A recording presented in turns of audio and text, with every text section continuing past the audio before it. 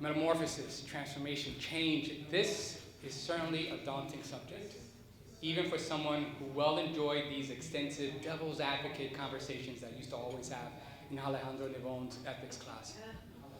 We live at a time when the very core commitments that we have to each other, in school, in government, at work, with our partners, everything seems to be in flux. Everything is changing. Now, change is often thought of in very, very dramatic terms, and you've heard a couple of stories here today about that. And maybe that's only because we only notice it when it is that dramatic. Popular media likes to present it in positive terms, or at least with a happy ending, right? We see, as we've heard, the worm, or in this case, candy worm, go to a butterfly, right? The ugly duckling turns into the great swan. The weakling becomes the hero. But of course, it doesn't always work that way. You have innovative startups becoming massive corporate giants. The plucky rookie turns into the rich and sometimes despised champion. And Anakin Skywalker eventually falls to being Darth Vader. Yet change, no matter where it takes place on the number line, is always constant as pi. The emotion it brings forth can also predictably be at extremes. We know that change can be scary. We've heard it can be lonely, and we can leave you with less than what you've had before. But it could also be beautiful. It could be uplifting. It could provide you with things that you never imagined that it could have. The thing is, when things are moving so quickly, how do you tell whether you're looking at the sunset or the sunrise? I've seen change, personal and professional. Been dedicated to it, been sometimes in charge of it, or at least narrating and communicating it. What should be the keys to our change? For me, I have been blessed to have received and been in the presence of one key ingredient, and that's love. It's on the wings of love that I arrived here at Fieldstone. The sacrifices of my parents, my brother, my sister, the great staff and teachers and advisors at Prep for Prep, some of which, like Arthur Whitman and Bob Montero, found their way here at Fieldstone.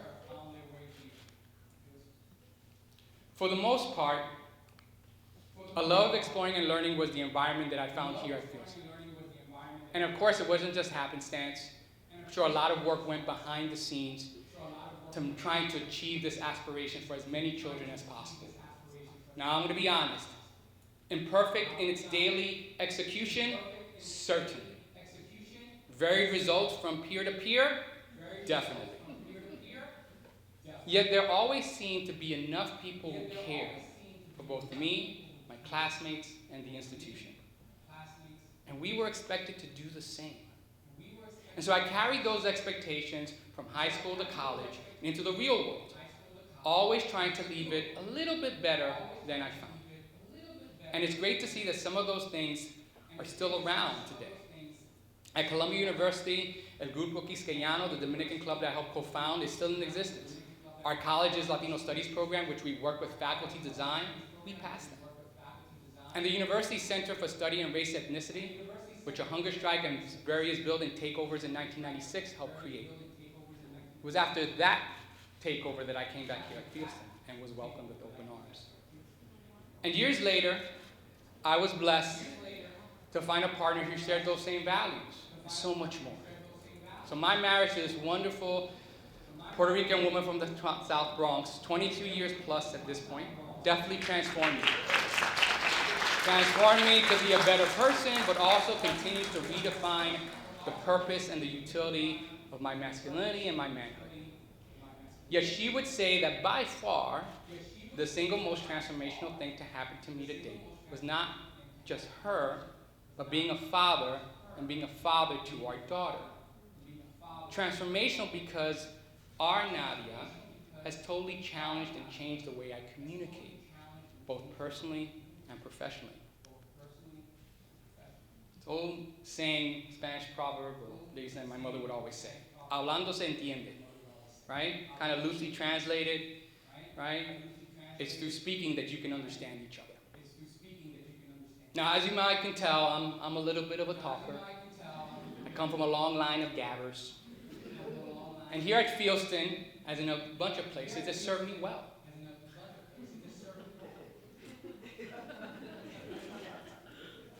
And I did a lot of talking and a lot of learning. But one of the things about having a newborn is learning how much you can learn and communicate without words. Picking up on body language, knowing what was a scream of delight versus a scream of despair, a cry of hunger versus a cry of diaper change, a hug of consolation versus what was a hug of joy. But the truth is as a verbal communicator, I just longed to hear my daughter speak. I would catch myself as I would rock her to bed, to sleep, wondering just how she would pronounce those words. How should she string them together along? What would her voice be like? Now, Nadia, was walking pretty early, 10 months. But it would take a little longer than we initially imagined to actually hear her speak and say her first words. Now, studies show that children who grow up in bilingual or trilingual environments take longer to speak as their brains process two or more languages. We know this. That and some minor health issues meant it took a while for her hearing to actually get on track. But like a lot of kids, once she switched it on, she was on. She was more than a sponge. She was more than a mirror. I don't think I ever anticipated how much of an engaged participant she would be as to what I had to say. Look, one of the first memories I had of Nadia was walking into our master bedroom while she was jumping up and down. Nadia, I started. Get down. I repeated this 2 or more times, each time kind of strategically taking away the joy from my pronunciation. Nadia, more serious. Get down. All right? You can hurt yourself. Still no reaction. Finally, with a little bit of volume, maybe perhaps with a little bit of annoyance, I said, Nadia, stop. Nadia, are you hearing me? And with one quick motion, she stopped. She collected herself, wiped away the hair to make sure it was not in front of her face, and she said, Papi, I hear you. I may not be listening to you, but I hear you.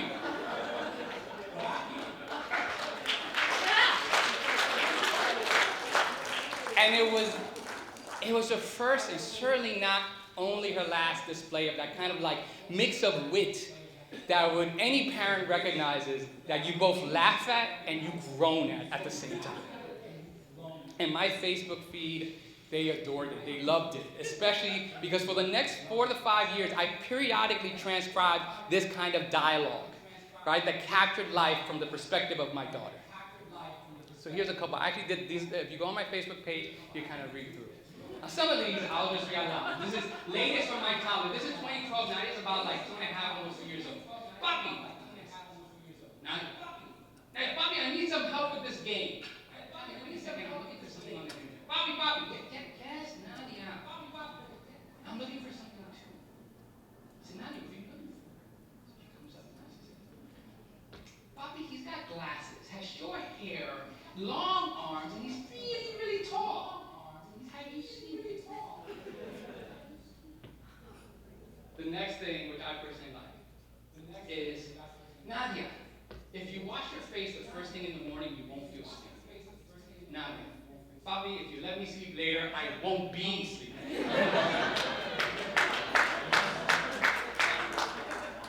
This is also one of the things, too. So while we're watching The Return of the Jedi, we're a big Star Wars team. So Nadia has this like visual reaction to watching Jabba the Hutt kiss the princess. She's like, little Papi, why is this guy trying to kiss the princess? Oh, he's trying to convince her she's got no choice but to love him. Right? Trying to get an analytical theater critic, perhaps. Right? But he has that green icky stuff on his lips. Well, Nadia, you're gonna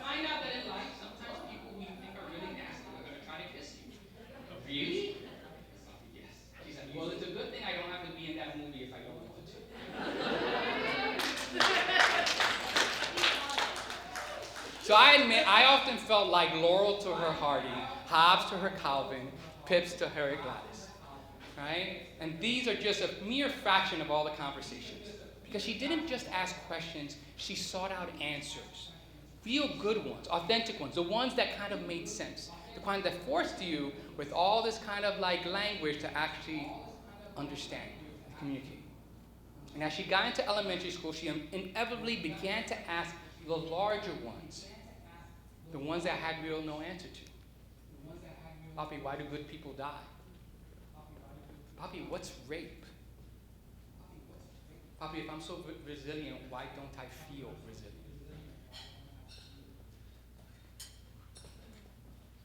But see, here's the kicker.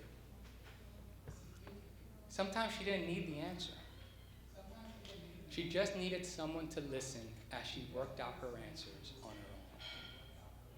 A space where she could explore her voice and receive feedback without personal judgment.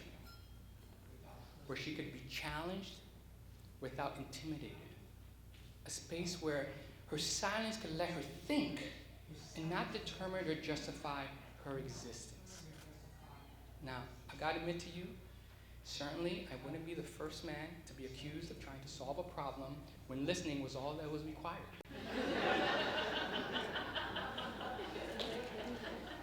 And that's something I'm still trying to remember. But what I learned was that by being present, not just in her life, but also in her conversations, that deepened the discussion and the actions that we could take in the future together.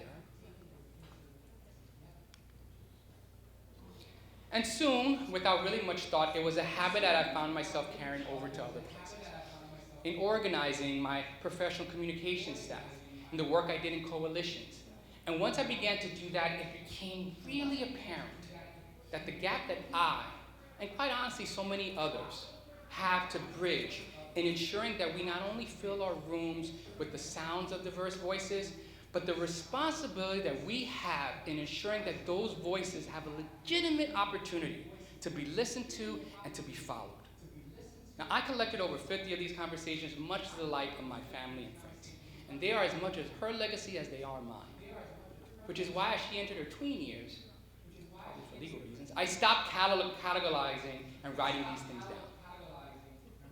Now the truth is, that's because I've learned that no matter how much I loved and learned from these conversations, the power to wield these stories is ultimately hers and not mine. Love, and the best of all intentions, is not a blank check for justifying actions. Especially when it's connected to exercising power.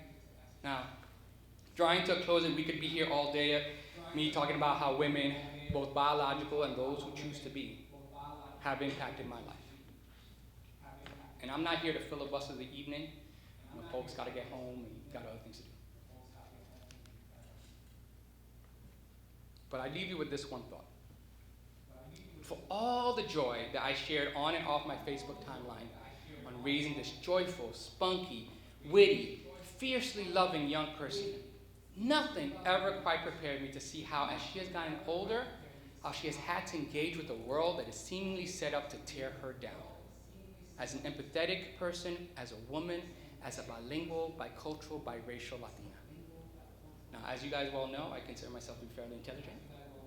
I thought I knew what the world looked like through the eyes of my friends, especially my mother and my sister and my wife, but just to see how early the world forces her, so many others, to falsely choose between these limiting identities, to see that it makes her instantly fundamentally question her worth, her intellect, her instincts, despite years of evidence to the contrary. To see her joy sullied by the tears she sheds publicly and the ones that she hides. And I know that no matter how much time I spent talking here, that she, so many others, have to live with this every single second of their lives. We benefit from their resiliency, and we benefit from the resiliency of so many others. And we are all the better for it. So, for me, the love of my daughter is both my love I have for so many people, for my daughter, for so many others, is both my North Star and my engine. It keeps me centered, it guides my actions, it gets me back up to work when the world or my own issues try to drag me down. Now, loving something doesn't automatically cure your blind spots. It doesn't give you a PhD in decision making, or it doesn't even shield you from feeling pain or even enacting harm on others. It is not limitless. It has to be nurtured. It has to be maintained. It has to be replenished. And when it rests in an ideal world, it gets to be recharged by things like hope and faith and joy, but also make space for things like discomfort and anger. Now, I'm not here to tell you that love is all, right? It is far from everything in this recipe for change. But I challenge anyone in this room or outside to tell me how you can have a deeply impactful change for the better without it. So as we contemplate these changes that were unfolding before us, I urge you, I really, really urge you to think about the role that you want or that you need love to play.